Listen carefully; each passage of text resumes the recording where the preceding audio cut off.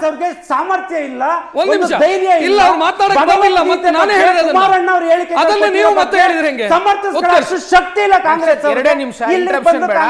ನೋಡಿ, ಮೂರೇ ಅಂಶಗಳು ಭಗವದ್ಗೀತೆ ಮಕ್ಕಳಿಗೆ ಯಾಕೆ ಬೇಕು ಅಂತಂದ್ರೆ, ಭಗವದ್ಗೀತೆ 4ನೇ ಚಾಪ್ಟರ್ 38ನೇ ಪಾರ ಏನ್ ಹೇಳ್ತದೆ, ನಹಿ ಜ್ಞಾನೇನ ಸದೃಶಂ ಪವಿತ್ರಂ ಇಹ ವಿದ್ಯತೆ ತತ್ಸ್ವಯಂ ಯೋಗ ಸಂಸಿದ್ಧ ಕಾಲೇನಾತ್ಮಾನಿ ವಿಂದತಿ. ಇದರ ಅರ್ಥ ಏನು ಅಂತಂದ್ರೆ, ವಿದ್ಯಾಭ್ಯಾಸಕ್ಕೆ ಇರ್ತಕ್ಕಂಥ ಮಹತ್ವ ಮತ್ತು ಶ್ರೇಷ್ಠತೆ ಜಗತ್ತಿನ ಯಾವುದೇ ವಿಚಾರಕ್ಕಿಲ್ಲ ಅಂತ. Point number 2, APJ Abdul Kalam ಹೇಳ್ತಾರೆ, ಭಗವದ್ಗೀತೆ ಅನ್ನುವಂಥದ್ದು ನನಗೆ ಆಧ್ಯಾತ್ಮಿಕ ಮಾರ್ಗದರ್ಶನವನ್ನ ಕೊಡ್ತಕ್ಕಂಥ ಒಂದು ಪುಸ್ತಕ ಅಂತ. ಬಾಬಾ ಸಾಹೇಬ್ ಅಂಬೇಡ್ಕರ್ ಹೇಳಿದ್ರು, it is one of the greatest philosophical scriptures ಅಂತ ಬಾಬಾ ಸಾಹೇಬ್ ಅಂಬೇಡ್ಕರ್ ಹೇಳಿದ್ರು.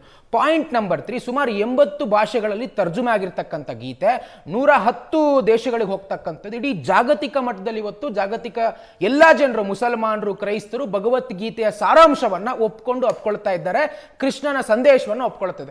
ಸೊ ಇಷ್ಟೆಲ್ಲ ಇರ್ತಕ್ಕಂಥ ವಿಚಾರವನ್ನ ಯಾಕೆ ಕಾಂಗ್ರೆಸ್ನವರು ವಿರೋಧ ಮಾಡ್ತಾ ಇದ್ದಾರೆ ಅಂತಂದ್ರೆ, ತುಷ್ಟೀಕರಣ ಮಾಡ್ತಾ ಇರ್ತಕ್ಕಂಥದ್ದು. ರಿಯಾಜ್ ಅವರೇ ಏನ್ ಹೇಳ್ತೀರಿ? ಕುಮಾರಸ್ವಾಮಿ ಅವರು ಒಂದು ಪತ್ರ ಬರೆದಿದ್ದಾರೆ, ಅದಕ್ಕೆ ವಿರೋಧ ವ್ಯಕ್ತವಾಗ್ತಾ ಇದೆ. ತಮ್ಮ ಒಪಿನಿಯನ್ ಏನು?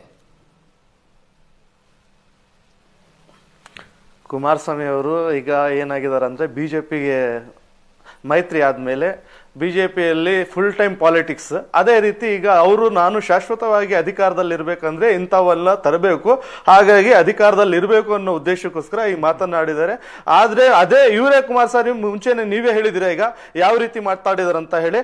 ಕೆಲವೊಂದು ಒಳ್ಳೆ ಉದ್ದೇಶಗಳು ಇದ್ದಾವೆ, ಎಲ್ಲ ಪುಸ್ತಕಗಳು ಇದಾವಲ್ಲ, ಹಾಗಂತ ಖುರಾನ್ ಅಲ್ಲೂ ಇದೆ, ಬೈಬಲ್ ಅಲ್ಲೂ ಇದೆ, ಇನ್ನು ಅನ್ಯ ಧರ್ಮೀಯ ಗ್ರಂಥಗಳಲ್ಲೂ ಇದೆ, ಅದನ್ನು ಸೇರಿಸಬಹುದಲ್ಲ. ಬರೀ ಅದೊಂದಕ್ಕೆ ಅಂತ ಹೇಳಲ್ಲ.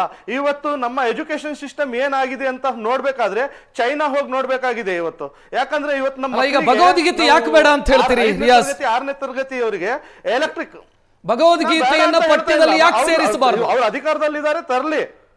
ಯಾಕೆ ಸೇರಿಸಬಾರದು ಅಂತ ಯಾರು ಬೇಡ ಅಂತ ಹೇಳಿಲ್ಲಪ್ಪ ಮುಸಲ್ಮಾನರು. ನಮಗಾದ್ರೂ ಅವಶ್ಯಕತೆನೂ ಇಲ್ಲ, ಬೇಡ ಅಂತಾನು ಹೇಳಲ್ಲ. ಯಾಕಂದ್ರೆ ಈಗ ಒಳ್ಳೆ ವಿಷಯಗಳನ್ನು ಅಳವಡಿಸಲಿಕ್ಕೆ ಯಾರು ಅಭ್ಯಂತರ ಪಡಿಸ್ತಾ ಇಲ್ಲ. ಆದ್ರೆ ಇವರೇ ಅಭ್ಯಂತರ ಪಡಿಸಿದವರಲ್ಲ ಕುಮಾರಸ್ವಾಮಿ ಅವರು. ಇವ್ರು ರಾಜಕೀಯ ಇದಕ್ಕೋಸ್ಕರ, ಬೆಳವಣಿಗೆಗೋಸ್ಕರ ಇವರು ಯಾವ ರೀತಿ ಬೇಕಾದ್ರೂ ಮಾತಾಡ್ತಾರೆ. ಈಗ ಭಗವದ್ಗೀತೆಗೆ ವಿರೋಧ ಅಲ್ಲ, ಕುಮಾರಸ್ವಾಮಿ ಅವರಿಗೆ ವಿರೋಧನ? ರಿಯಾಜ್ ಅವರೇ ಒಂದ್ ನಿಮಿಷ. ಭಗವದ್ಗೀತೆಯನ್ನು ಸೇರಿಸೋದಕ್ಕೆ ವಿರೋಧ ಇಲ್ಲ ನಿಮಗೆ? ರಿಯಾಜ್ ಅವರೇ ಒಂದ್ ನಿಮಿಷ. ರಿಯಾಜ್ ವಿರೋಧ ಮಾಡಕ್ಕೆ ಸಾಧ್ಯನೇ ಇಲ್ಲ. ಇರಿ ಒಂದ್ ನಿಮಿಷ, ಅವರು ಪಾಯಿಂಟ್ ಕಂಪ್ಲೀಟ್ ಮಾಡಿ. 89,000 ಶಾಲೆಗಳು ಮುಚ್ಚೋಗಿದಾವೆ. 89,000 ಶಾಲೆಗಳು, ಸರ್ಕಾರಿ ಶಾಲೆಗಳು. ಅದ್ರ ಬಗ್ಗೆ ಯಾವುದೇ ರೀತಿ ಚರ್ಚೆ ಇಲ್ಲ. ಇದನ್ನ ಚರ್ಚೆ ಯಾರು ಮಾಡ್ಬೇಕು ಗೊತ್ತಾ ರಿಯಾಜ್ ಅವರೇ? ಇವತ್ತಿನ ಕಾಂಗ್ರೆಸ್ ಸರ್ಕಾರ ಮಾಡ್ಬೇಕು. ನಾನು ನಿಮ್ಗೆ ಅವಾಗ್ಲೇ ಹೇಳಿದೆ, 7,600 ಪ್ರಾಥಮಿಕ ಶಾಲೆಗಳು ಸ್ಥಾಪನೆ ಮಾಡಿದ್ರು ಅಂತ. ಅದನ್ನ ಮುಚ್ಚಲಿಕ್ಕೆ ನಿಮ್ಮ ಶಿಕ್ಷಣ ಸಚಿವರು ಒತ್ತು ಕೊಡ್ತಿದ್ದಾರೆ. ಇದ ನಿಮ್ಮ ಸಂಸ್ಕೃತಿ? ಯಾವತ್ತು ಮಕ್ಕಳಿಗೆ ಒಳ್ಳೇದಾಗ್ಬೇಕು, ಹಿಂದೂ ಮುಸಲ್ಮಾನ ಕ್ರೈಸ್ತ ಯಾರೇ ಇರ್ಲಿ, ಕುಮಾರಣ್ಣ ಅವ್ರಿಗೆ ಅಧಿಕಾರದ ಆಸೆ ಇದ್ರೆ ಯಾವಾಗಲೂ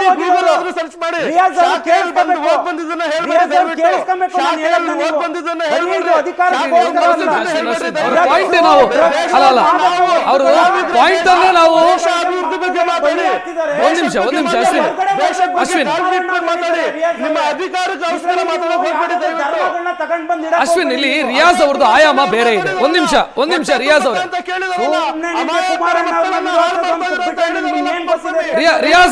ಅವರೇ, ನನಗೆ ನಮ್ಮ ವೀಕ್ಷಕರಿಗೆ ಒಂದು ವಿಚಾರವನ್ನ ತಾವು ಸ್ಪಷ್ಟಪಡಿಸಿ. ಅಶ್ವಿನ್ ಒಂದ್ ನಿಮಿಷ ಅಶ್ವಿನ್.